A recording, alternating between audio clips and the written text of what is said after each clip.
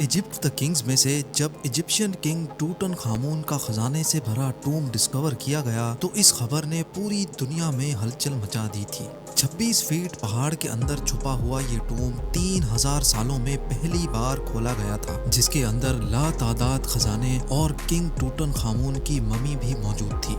इस टूम में से मिलने वाला सोना बिल्कुल प्योर था और इसका टोटल वजन 1,03,000 तोला सोने। वैसे तो इस टूम से मिलने वाला तमाम खजाना और गोल्ड प्राइसलेस है, लेकिन अगर एक एस्टिमेट लगाया भी जाए तो आज के दौर में इसकी कीमत 5.5 अरब रुपयों के बराबर। नाज़रीन, ये टूम डिस्कवर होने के बाद आर्कियोलॉजिस्ट ये देखकर परेशान थे कि आज के मॉडर्न दौर में भी इतना ज्यादा सोना पहाड़ों से ढूंढने और निकालने में एक माइनिंग कंपनी देखने को मिला। करीब जाकर मालूम पड़ा कि ये एक कदीम जमाने का कुआं था जो पूरी तरह से खुश्क पड़ा हुआ था। ये बात तो जाहिर थी कि ये कुआं किसी दौर में यहाँ से गुजरने वाले काफिलों को पानी फराहम करता था, लेकिन हैरत अंगेज तौर पे यहाँ कुछ और भी था जो इस कुएं से भी ज्यादा इम्पोर्टेंट था।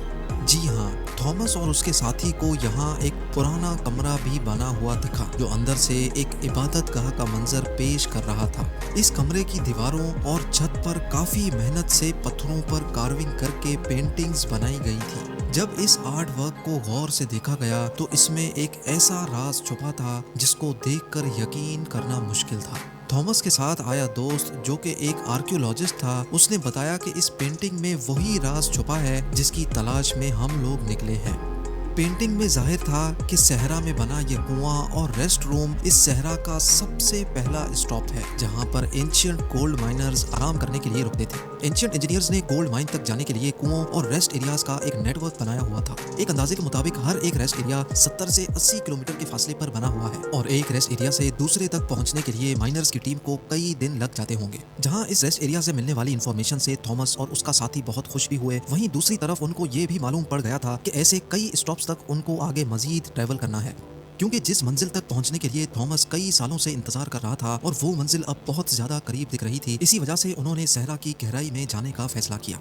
बंजर सहरा में एक के बाद दूसरा रेस्ट एरिया आता गया, लेकिन गोल्ड माइन जैसी कोई चीज नजर नहीं आई। आखिरकार पूरे 2 दिनों के बाद थॉमस को एक पहाड़ के किनारे पड़े ढेर सारे पत्थर दिखाई दिए। देखने में तो ये एक नॉर्मल सीन था, लेकिन थॉमस का मानना था कि ये जगह एंशिएंट गोल्ड माइनर्स का कैंप लगती है, और हुआ भी कुछ ऐसा ही। जी हाँ, इस जगह पर पत्थरों से बने कुछ ऐसे टूल्स मिले जिनकी मदद से पत्थरों को तोड़कर उनके अंदर से सोना निकाला जाता था। ये पत्थर जो दिखने में एक नॉर्मल पत्थर लगता है, इसको इस टूल की मदद से तोड़कर क्रश किया जाता था और फिर उस क्रश में से सोने के जर्रात अलग किए जाते थे। जब इस जगह मजीद सर्चिंग की गई तो यहाँ गोल्ड माइनिंग के कई टूल्स जमीन पर पड़े दिखाई दिए। क्योंकि थॉमस को एंशिएंट गोल्ड माइनिंग टेक्निक्स के बारे में काफ़ी ज़्यादा जानकारी थी, इसी वजह से उसका मानना था कि एंशिएंट माइनर्स इन पहाड़ों को खोद खोद कर इनमें टनल्स बनाते थे। इन टनल्स में ख़ास किस्म के पत्थर ढूंढकर उनको इस माइनिंग कैंप में लाया जाता था जहां वो इस वक्त मौजूद हैं। माइनिंग कैंप में मौजूद माइनर्स की दूसरी टीम इन पत्थरों को क्रश करके इनमें से सोना निकालती थी और फिर वो सोना किंग्स वैली में भेजा जाता था। थॉमस को एक एंशिएंट गोल्ड माइनिंग कैंप तो मिल चुका था, लेकिन अफसोस इस बात का था कि जिन टनल्स की वो बात कर रहा था, ऐसा एक भी टनल उसको दिखाई नहीं दिया। शायद हजारों साल पहले खोदे गए टनल्स कमजोर थे और अर्थक्वेक्स की वजह से कोलैप्स हो चुके थे। एक्सपर्ट्स का मानना है कि गोल्ड माइनिंग का ये तरीका बहुत ही ज़्यादा मुश्किल है। अगर उस दौर में 100 लोग एक हफ्ते तक गोल्ड माइनिंग का काम करते होंगे तो उसमें से वो सिर्फ 1 स्पून गोल्ड का इकट्ठा कर सकते होंगे। यानी ये कहना बिल्कुल भी गलत नहीं होगा कि टूटन खामून की टूम से मिलने वाला गोल्ड माइन करने में हजारों एंशिएंट माइनर्स एक ही वक्त में काम करते थे, लेकिन फिर भी उनको ये टास्क कंप्लीट करने में कई साल लगे होंगे। माइन किया गया सोना छोटे छोटे जर्रात की फॉर्म में किंग्स वैली में भेजा जाता था, जहां पर एक अलग टीम उनको मुख्तलिफ शेप्स में ढालती थी, जिसमें टूटन खामून का death mask, coffin, statues, jewellery, chairs और गोल्ड चैरियट भी शामिल था।